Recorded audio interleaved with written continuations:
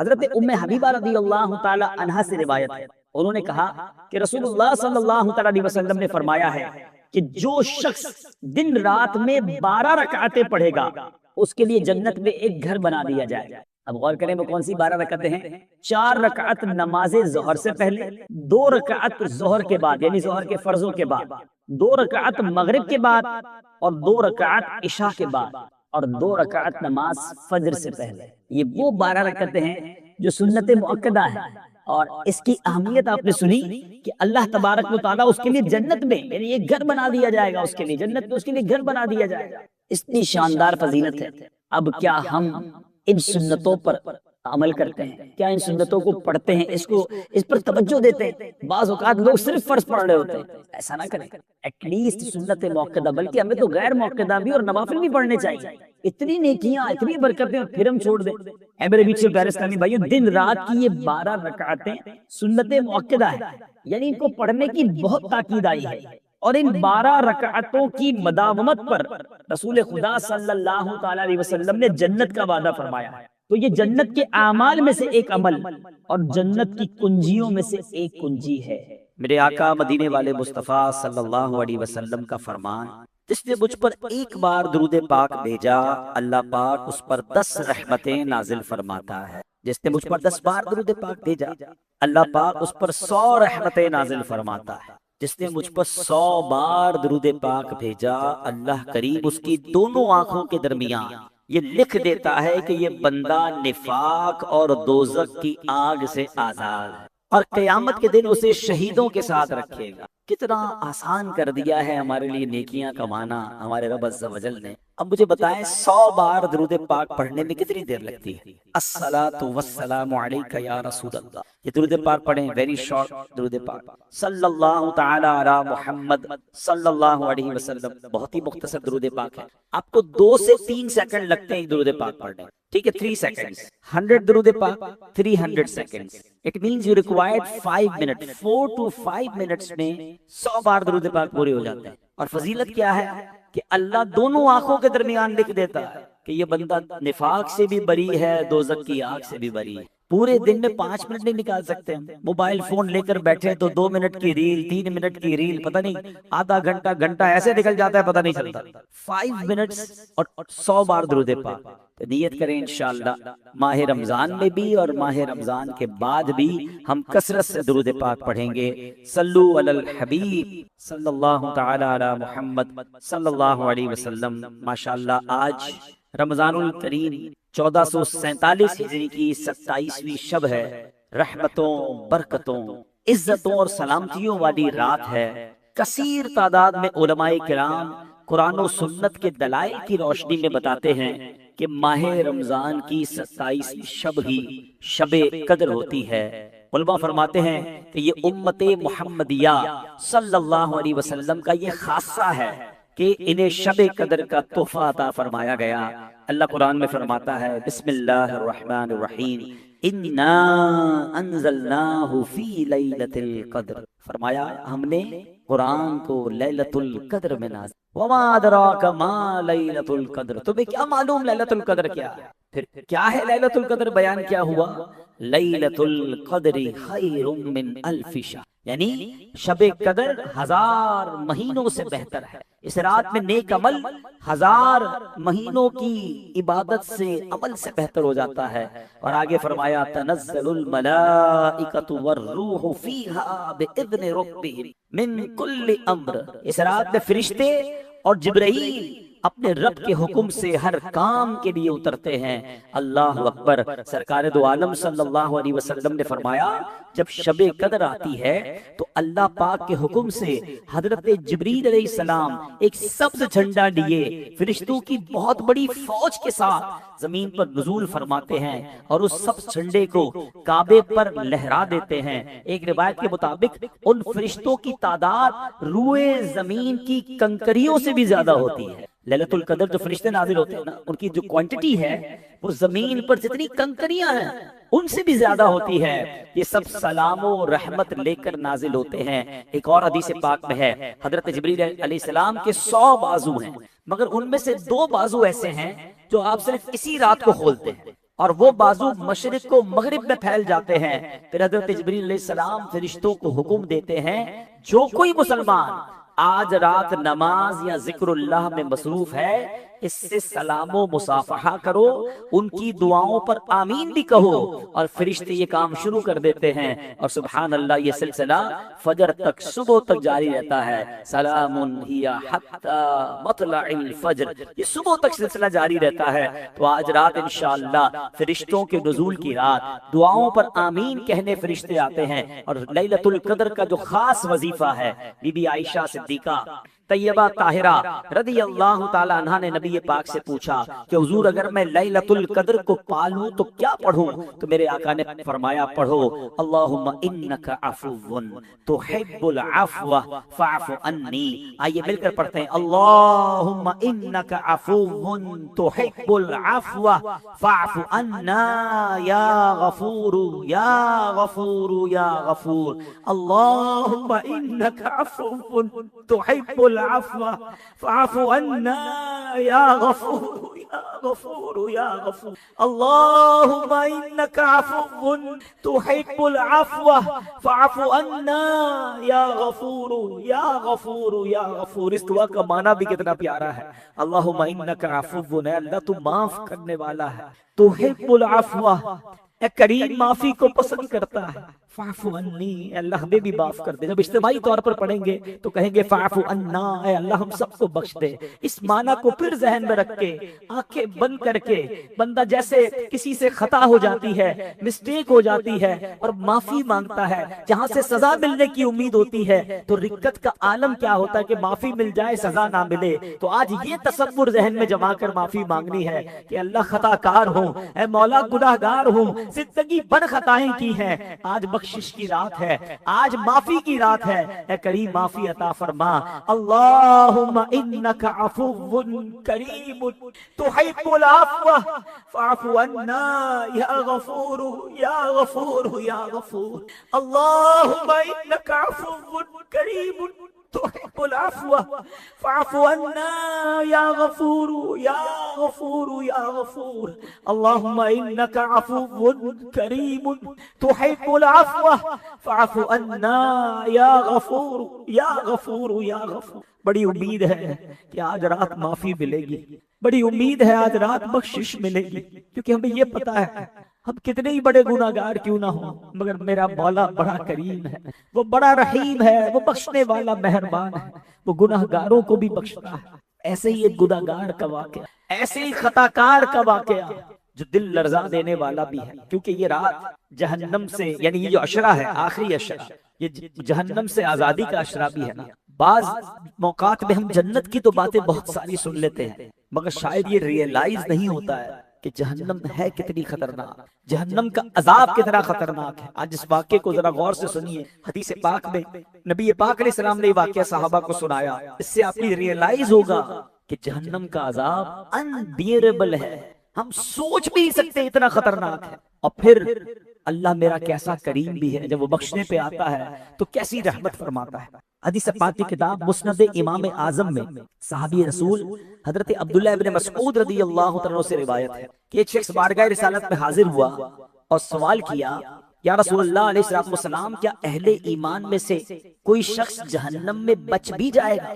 یعنی ویسے تو جہنم کفار کے لیے ہے، البتہ گناہگار مومن بھی جہنم میں جائیں گے، یاد رکھیے گا. لیکن اپنے گناہوں کی سزا بھگت کر جو ایمان کے ساتھ دنیا سے جائے گا، گناہ لے کر گیا ہوگا، تو وہ عذاب جہنم میں اگر اللہ ناراض ہوا، گرفتار ہوا، تو اپنے گناہوں کی سزا بھگت کر وہ واپس جنت میں آ جائے گا اور پھر جنت سے باہر نہ جائے گا. لیکن صحابی رسول کا سوال یہ تھا کہ یا رسول اللہ علیہ السلام کیا کوئی ایسا بھی ہے کہ کوئی ہو تو مومن اپنے گناہوں کی وجہ سے جہنم میں جائے اور پھر وہیں رہ جائے، کوئی ایسا بھی ہے؟ تو آپ علیہ السلام نے فرمایا ہاں ایک شخص ہوگا، وہ جہنم کی گہرائی میں کسی گہرے گھڑے میں ہوگا اور درد و تکلیف سے تڑپ کر پکار رہا ہوگا یا حنان یا منان. حضرت جبرائیل علیہ السلام جب اس کی پکار سنیں گے تو حیران رہ جائیں گے، یہ کون ہے جو اتنے درد سے اللہ کو پکار رہا ہے؟ آپ سے رہا نہ جائے گا، فوراً عرش الہی کی قریب جا کر آپ جو ہے وہ سجدہ کریں گے، اللہ کی بارگاہ میں سجدہ کریں گے۔ جبرائیل، اللہ کی طرف سے حکم ہوگا کہ جبرائیل سر اٹھائیے، تم نے ایسی کون سی حیرانے کی بات دیکھی؟ حضرت جبرائیل علیہ السلام عرض کریں گے یا اللہ پاک، جہنم کی گہرائیوں سے آواز گونج رہی ہے، کوئی بڑے پر درد دل کے ساتھ پکار رہا ہے، یا حنان یا منان۔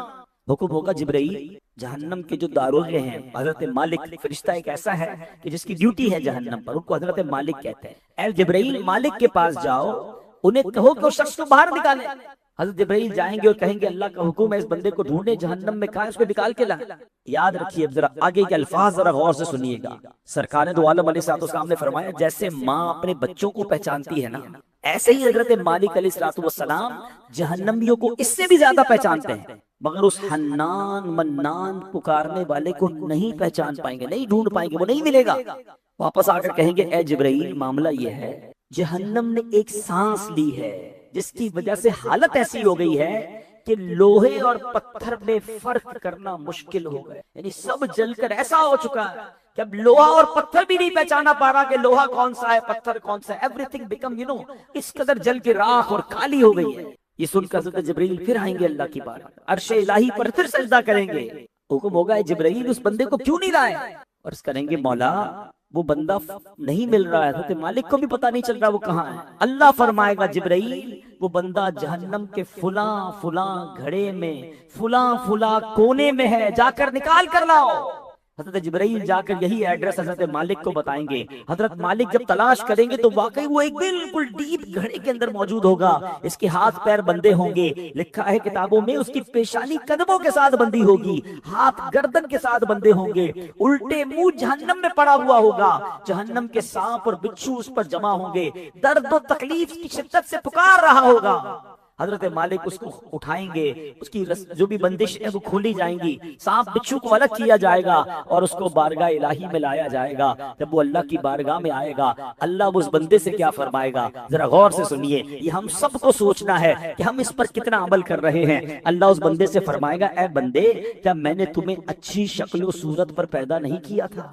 بندہ عرض کرے گا مولا تو نے مجھے بڑی اچھی شکل و صورت عطا فرمائی۔ حکم ہوگا کیا تمہاری ہدایت کے لیے رسول نہیں آئے تھے؟ کہے گا ہاں یا اللہ کیوں نہیں میرے مالک، رسول بھی آئے تھے۔ پھر حکم ہوگا کیا تجھ تک میری کتاب نہیں پہنچی تھی؟ عرض کرے گا مولا پہنچی تھی۔ اللہ فرمائے گا پھر تو نے فلاں فلاں گناہ کیوں، پھر تو نے نافرمانی کیوں کی، نافرمانیوں میں کیوں پڑا رہا؟ یہ میں حدیث کا خلاصہ سنا رہا ہوں۔ اب بندے کے پاس کوئی جواب ہی نہیں ہوگا، ہر چیز اس کو پتا ہے کہ رب کو بھی معلوم ہے میں نے کیا خطائیں کی ہے، وہ بالکل بے بسی کے عالم میں، شرمندگی عالم میں اللہ کی بارگاہ میں کھڑا ہوگا۔ پھر خود ہی کہتا ہے میرے مالک میں نے خود پر ظلم کیے، گناہ کر کر کے اپنے آپ کو جہنم کا حقدار بنا لیا۔ اے رب حنان و منان، میں اپنے گناہوں کے سبب 1000 سال سے جہنم میں جل رہا ہوں، لیکن اے اللہ میں نے تیری رحمت کی امید نہیں چھوڑی تھی، مجھے امید تھی میری پکار سنی جائے گی، تیری رحمت کو جوش آئے گا، اسی امید پر تجھے پکارتا رہا۔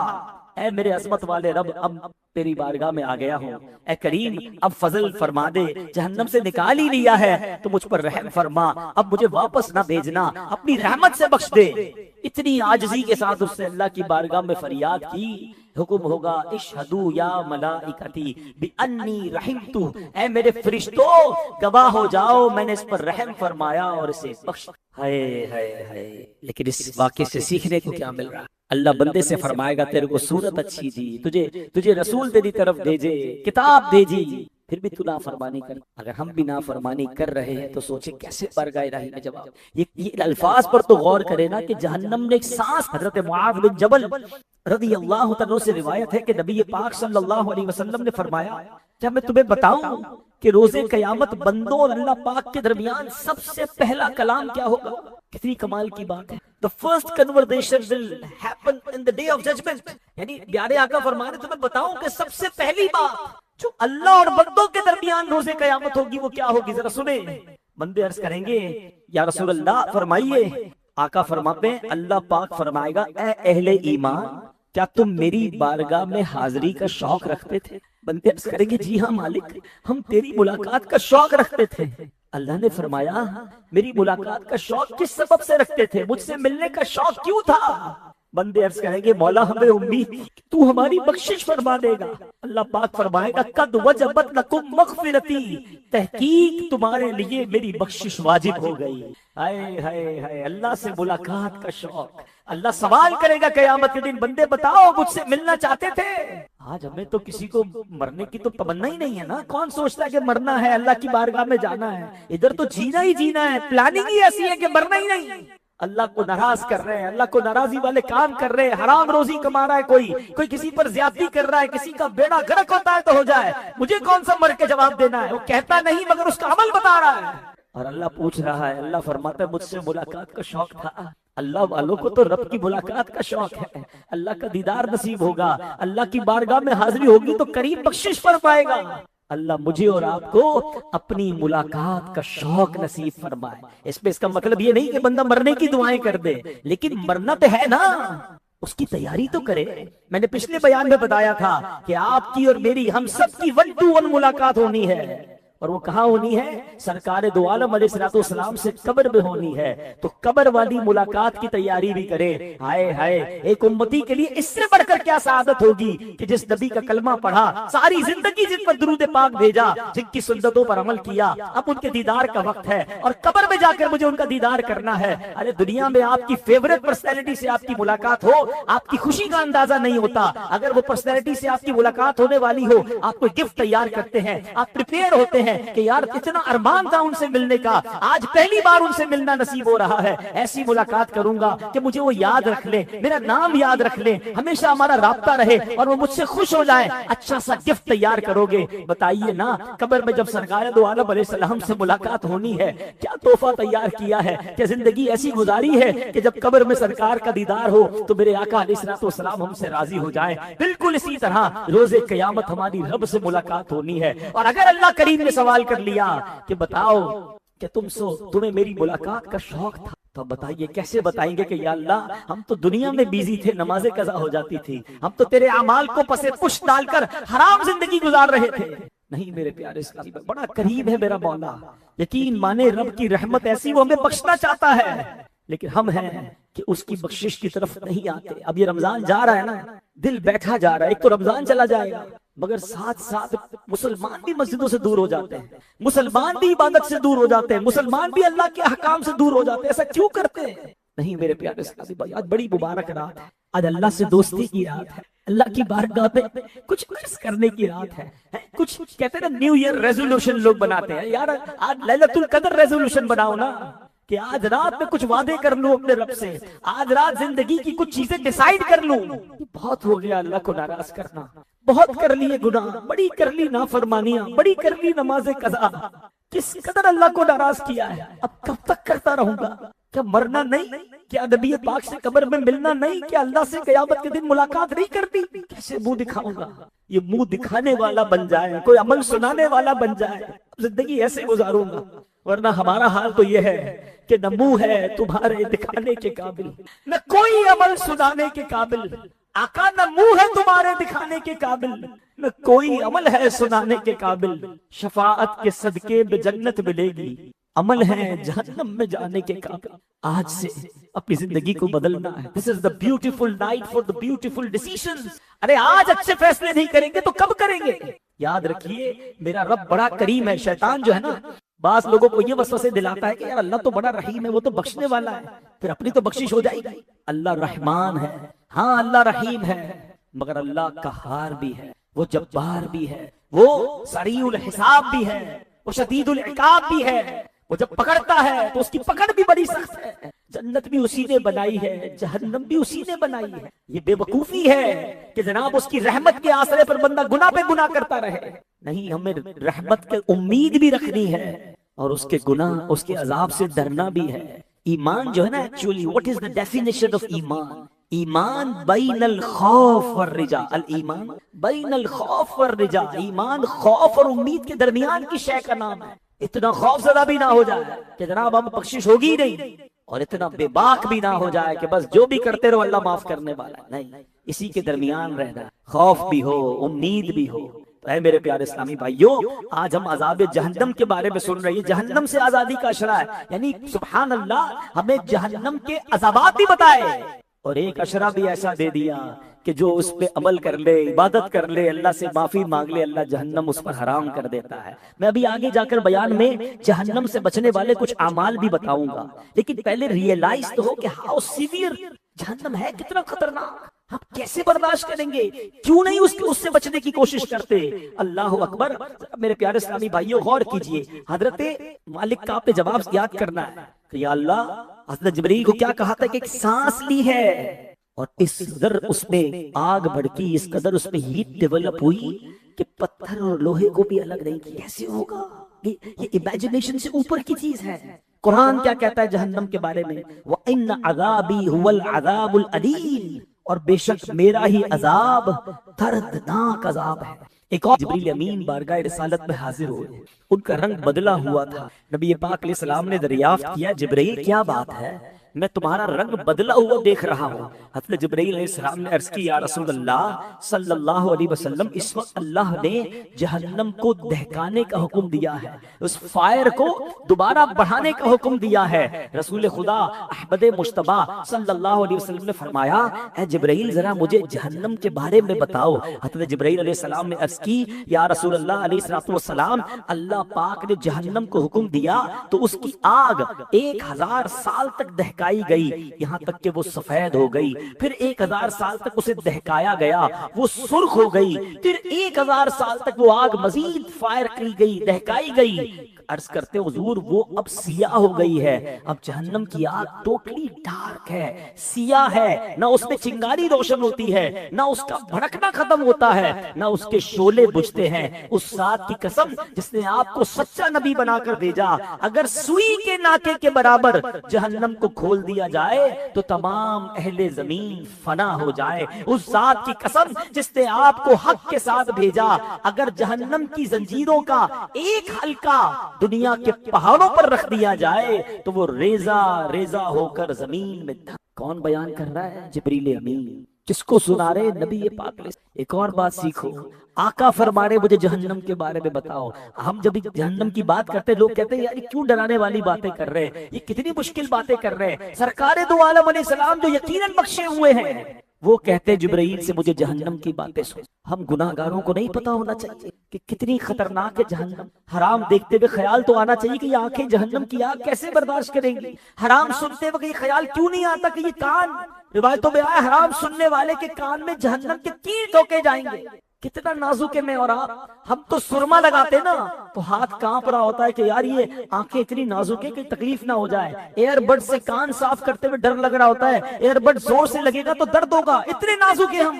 اور جہنم کی آگ، جہنم کا عذاب ہم کیسے سہ سکیں گے؟ خدا را میرے پیارے اسلامی بھائی، ہم ایک واقعہ سناتا ہوں، اس سے اندازہ ہوگا کہ جب بندہ سرنڈر کر دیتا ہے نا، جب اللہ کی بارگاہ میں بندہ اپنے گناہوں کا اعتراف کر لیتا ہے اور اپنی معافی مانگتا ہے، وہ کریم کیسا مہربان ہے یار ذرا سوچو تو صحیح، وہ کیسا بخشنے والا ہے۔ حضرت موسیٰ علیہ نبینا علیہ السلام کو ایک بار وحی دی گئی کہ اے موسیٰ ایک علاقے میں جاؤ، میرا ولی ہے، اس کا انتقال ہو گیا ہے، جا کر اس کا غسل کفن کا انتظام کرو، اس کا جنازہ پڑھاؤ، اس کی تدفین کرو۔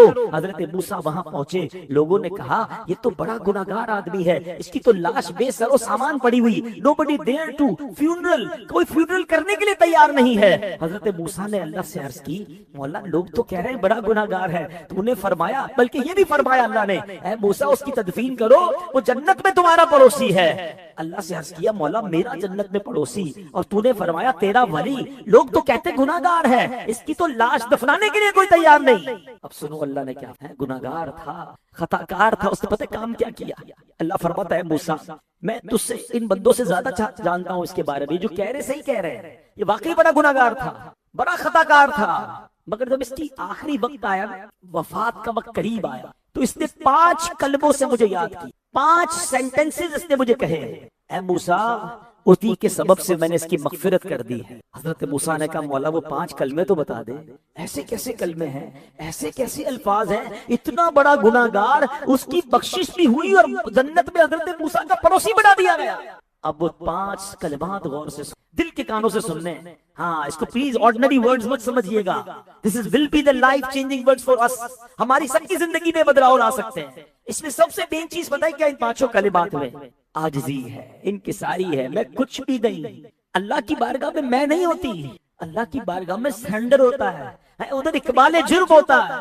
اس کے 5 جملے تو سنو۔ وہ کہتا ہے اے میرے رب، تو جانتا ہے کہ میں نیکوں سے محبت کرتا ہوں اگرچہ میں نیک نہیں ہوں۔ کیا کہا؟ میں خود نیک نہیں ہوں مگر تو یہ جانتا ہے تیرے نیک بندوں سے محبت بڑی ہے۔ دوسرا جملہ کیا ہے؟ کہتا ہے یا رب تو جانتا ہے کہ میں فاسقوں یعنی گناہ گاروں سے بغض رکھتا ہوں، ان سے نفرت رکھتا ہوں، مگر میں خود ہوں گناہ گار، خود فاسق ہوں مگر گناہ گار اچھے نہیں لگتے مجھے۔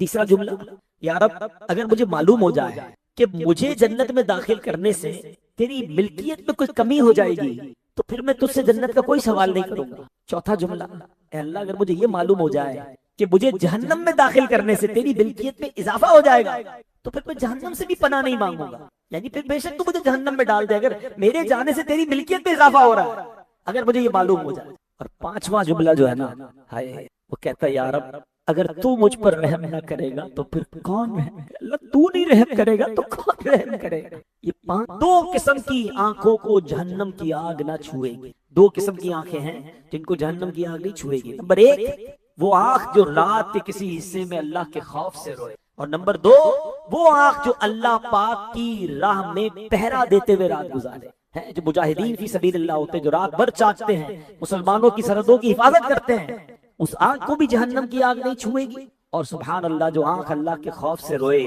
حضرت نظر بن سعد فرماتے ہیں جس کی آنکھ سے خوف خدا کے سبب آنسو بہ جائے تو اللہ پاک اس کے چہرے کو جہنم پر حرام فرما دیتا ہے، اگر وہ آنسو اس کے رخسار تک بہ جائے تو قیامت کے دن وہ ذلت سے محفوظ رہے گا۔ اگر کوئی چند لوگوں کے درمیان خوف خدا کے سبب روئے تو اللہ پاک اس کی برکت سے باقی لوگوں پر بھی رحم فرماتا ہے۔ ہائے ہائے، ایسی محفلیں جہاں لوگ اللہ کے خوف سے رو رہے ہوں، پتہ نہیں کس کے آنسو سب کی مغفرت کا ذریعہ بن جائیں۔ یہ وہ محفلیں ہیں، یہ وہ اجتماعات ہیں، یہ وہ گیدرنگز ہیں جہاں جانا ہے کہ پتہ نہیں کس نیک آدمی کی آمین کے صدقے، کس کی آنسو کے صدقے، کس کے درد کے صدقے، کس کی پکار کے صدقے ہماری بخشش ہو جائے۔ سبحان اللہ، مزید فرماتے ہیں آنسوؤں کے علاوہ ہر عمل کا وزن کیا جائے گا، جبکہ آنسوؤں کا ایک قطرہ آگ کے سمندروں کو بجھا دے گا۔ میرے اشک بہتے رہیں کاش تیرے خوف سے یا خدا یا الہی، تیرے خوف سے، تیرے ڈر سے ہمیشہ میں تھر تھر رہوں کانپتا یا الہی۔ کاش اللہ کا خوف نصیب ہو جائے، آنکھوں سے آنسو بہانا نصیب ہو جائے۔ اے میرے پیارے اسلامی بھائیوں، اب رونا کیسے نصیب ہو، رونے کی عادت کیسے بنے؟ کئی لوگ کہتے ہیں ہماری آنکھوں سے آنسو نہیں آتے، دیکھیے بڑا نیکی کا کام ہے، بڑی اللہ کو پسندیدہ یہ عادت ہے۔ آپ ایک بات بتائیں، ہم جب پیدا ہوئے تھے، پیدا ہوتے کیا کام پہلے کیا تھا؟ رونا۔ بچے کو کیا آتا ہے؟ رونا۔ ہر رونے پر ماں نے اس کی مدد کی، بھوک لگی تو دودھ پلایا، کوئی اور ضد کی تو ماں نے وہ دے دیا، بڑا ہوتے ہی رونا چھوڑ دیا، ضد کرنا شروع کر دی، ضد کی، کمپلین کی، چیزیں کم ملنا شروع ہو گئی، بعض اوقات تو ماں باپ ناراض ہونا شروع ہو گئے۔ وہ آرٹ، وہ کمال جو اللہ نے پیدائشی میں دیا، اللہ کی بارگاہ میں وہ کیوں استعمال نہیں کر؟ اللہ سے آنسو میں بات کرو نا۔ ہاں، دنیا والوں سے کیوں مانگنا ہے؟ رب سے مانگے۔ اور اللہ کی بارگاہ میں جب آنسو بہتے ہیں نا تو کرم کے دریا ایسے بہتے ہیں، کام ایسے بن جاتے ہیں، رونا سیکھ جائے۔ اب اس کا طریقہ بھی بتا دیتا ہوں۔ ایک تو ایسے پروگرامز ہوتے ہیں، ایسے اجتماعات ہوتے ہیں جہاں سب رو رہے ہوتے ہیں، جب باتیں خوف خدا کی ہو، اللہ سے محبت کی باتیں ہوں، اللہ سے تمنائیں التجائیں ہو تو کسی کو روتا دیکھ کر رونا بندے کو آ جاتا ہے۔ دوسرا، بندہ رونے جیسی شکل بھی بنائے کہ اچھوں کی نقل بھی اچھی ہے، اور اکیلے میں کبھی کبھی گھر میں بیٹھ کر تصور بنائیں کہ اپنی کمزوری اور ناتوانی کا تصور کریں، اپنے گناہوں کو یاد رکھیں اور سوچیں اگر گناہوں پر پکڑ ہو گئی، اللہ ناراض ہو گیا تو میرا کیا ہوگا؟ ان قریب ملک الموت آئیں گے، میری روح قبض کر لی جائے گی، میرے عزیز رشتہ دار مجھے غسل دیں گے، کفن پہنائیں گے، نماز جنازہ کی تیاری کریں گے، اور نماز جنازہ پڑھ کے گپ اندھیری قبر میں مجھے اتار کر چلے آئیں گے۔ آج اکیلے کمرے میں لائٹ چلی جائے تو میرا دل گھبراتا ہے، اس 2 گز کی زمین کی قبر کے اندر کیسے اکیلا رہوں گا؟ اللہ نہ کرے سانپ اور بچھو آ گئے تو میرا کیا بنے گا؟ اپنے دل پر یہ خوف طاری کرے تاکہ آنکھوں سے آنسو بہیں، اللہ سے بندہ تڑپ کے اپنی التجا پیش کرے۔ آپ کسی بھی مشکل میں ہیں، یقین مانیں، اب اللہ کی بارگاہ میں اکیلے میں رو کر تو دیکھیں۔